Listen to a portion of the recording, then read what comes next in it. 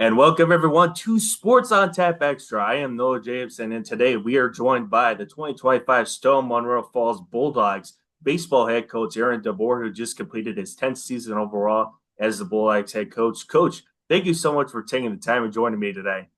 No, I appreciate you having me. No, it's always good to get a chance to recognize the boys and talk about their success.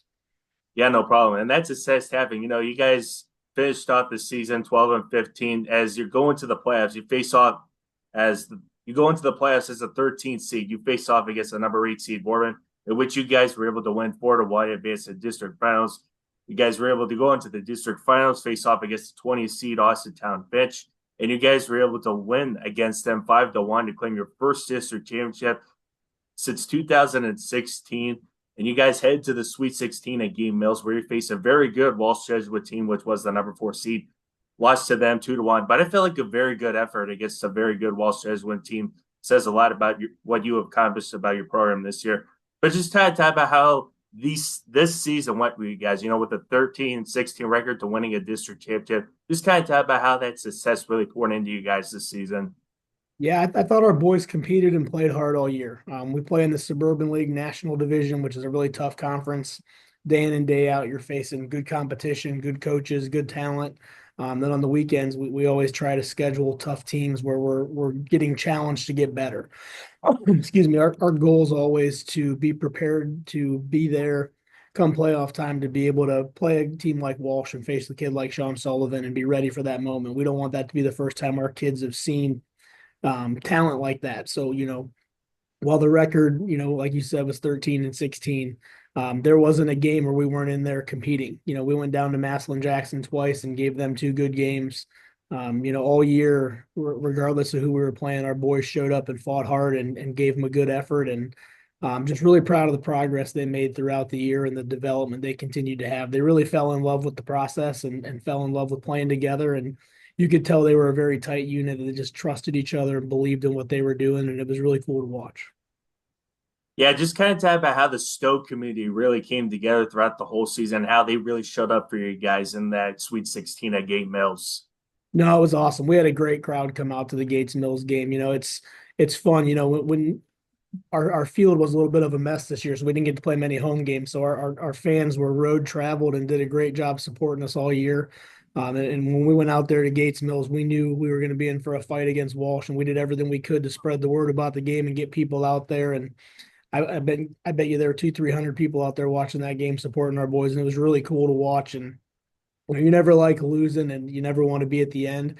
But one of the coolest things is almost all of them stayed till we were done talking and gave the boys a nice big send off at the end. And I just thought that was awesome. Really, really good job by our people. No, Coach, talking about your pairs, let's start off with your two seers, Aiden Clark and Ben B, and the junior Josh Moore. And then you guys got three sophomores that really stepped up for you guys, Caden Boyd, Kyle Boozer, and Kyle Cannon. Just talk about how those six players made a big impact for your team this season. And even talk about some of the other players who made a big impact for you guys in 2025. No, you hit the nail on the head there. I mean, a couple of our seniors, like you said, Ben and Will and Aiden had stepped up in huge ways. I mean, Ben B was a fantastic pitcher for us all year. He threw 40 plus innings and was competitive every time he was out there. And every opportunity he got on the mound, he just competed and grinded and gave us a chance to win.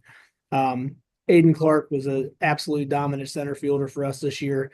Had a huge, huge impact on our team this year. The difference from last year to this year and what he was able to provide for our program really helped elevate us to a different level defensively for sure.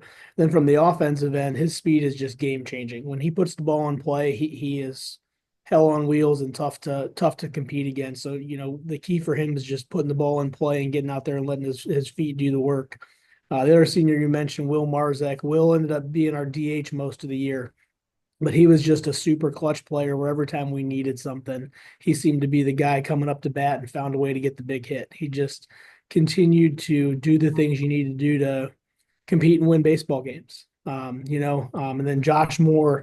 Josh is just an ultimate gamer. Josh's dad's a wrestling coach at the Division I level, and Josh has that same personality where he is not afraid of any moment, any challenge, anything else. And we went out and he got a win for us against a really good Twinsburg team at their place. He pitched 7 innings under the lights at Hudson in a tough environment at their place, which Ben B also pitched a great 7 innings of relief almost in that game. So we knew he was ready for any moment. And me and him actually joked before the playoffs started. We were looking at the brackets and who was going where. And I told him, I said, I think you can beat Walsh.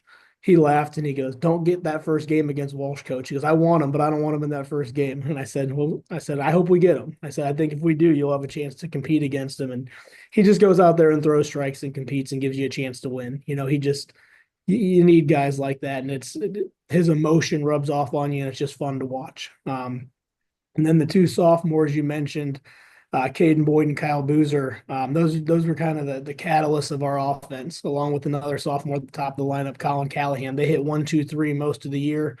And to make the run we did with three sophomores hitting in the first three spots of the order doesn't happen a ton. Caden ended up hitting almost 400 and was second team All-State catcher.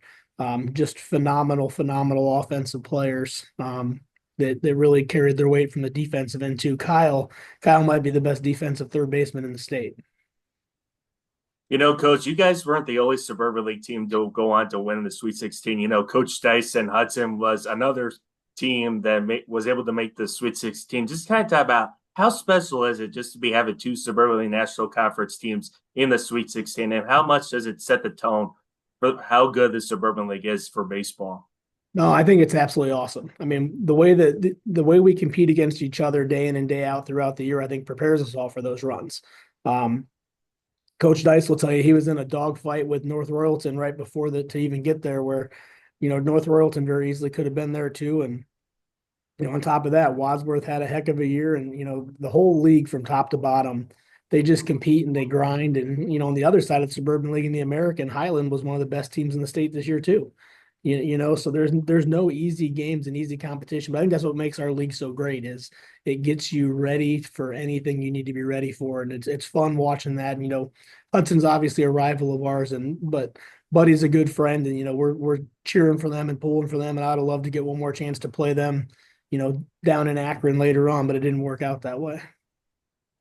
Coach, I want to talk about your youth baseball program. You've been there for 10 years, and I think a lot of success of the players from the past and the present, I think have come from that youth baseball program. Just talk about how much of a big impact that youth program has been for your program. I think it's everything. When I first got to Stowe, there was not real relations between the youth program and the high school. So something I wanted to do is really try to build that bridge. Over the last 10 years, we started helping run their practices. We run their tryouts. We coach their coaches. We have monthly coaches meetings where we get everybody together and, we talk about how we're teaching something. So they start teaching it the same way. We have our kids come and help facilitate their workouts with their kids. It was kind of cool this past year at our state convention, the coaches clinic. I got to speak for 40 minutes about all the stuff we do with our youth program, and to have our peers there kind of watching what we do and taking notes and trying to steal stuff away was just awesome. But I think the sooner you get in with those younger guys and develop those relationships, the better chance you have of, not only having success, but for a school like us, keeping them in the school district. We got a lot of really good private schools around us that give our kids opportunities, and we've got to do what we can to keep our own and keep the kids pushing and being happy.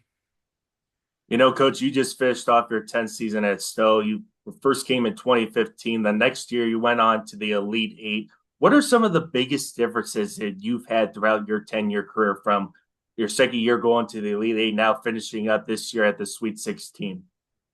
I think it's, the differences in those seasons is just really staying healthy and having kids be playing good baseball at the right time. Everything's changing in high school sports and in baseball and every other sport, where you've got to find new ways of motivating kids and keeping them interested and getting them having fun and believing what you're doing. 10 years ago, you tell a kid what to do and they'd do it and they wouldn't ask questions. Now they want to know why and they want to understand how and what it does for them. And it makes you better coaches too. It makes you lock in and have to understand what's going on. But, going into every year, you always have that dream of, making a Sweet 16 Elite Eight run, and you can't be afraid of who you're playing. Back in 16, when we made that run, we beat Walsh in the district that had a kid going to the big leagues. And then we beat arguably the best team we've faced in the last 10, 15 years in the 29-0, 30-0 Jackson team that had two big leaguers on it. So baseball is a funny game where you never know any given day what can happen. So you just got to come out prepared and be ready to give it all you can. Well, Coach, thank you so much for taking the time. Again, what a special season it was for you guys. 13-16, winning a district championship for the first time since 2016. Again, what a special season for you guys. And I feel like it really sets the tone for you guys going into the 2026 season. No, I think the guys are very prepared for next year, and I look forward to seeing their success and seeing kind of what comes for the team and the organization. I think there's a lot of good opportunity there for those boys to come back. And the tough part for next year will be they made this nice run, and there's going to be a target on your back now. You're not sneaking up on anybody when you're doing what you're doing, but that's a good thing. They want that, and they want to come out and compete and continue to get better. So looking forward to see what that brings. All right. Thank you, Coach. I really appreciate the time. Thanks for having me on, Noah.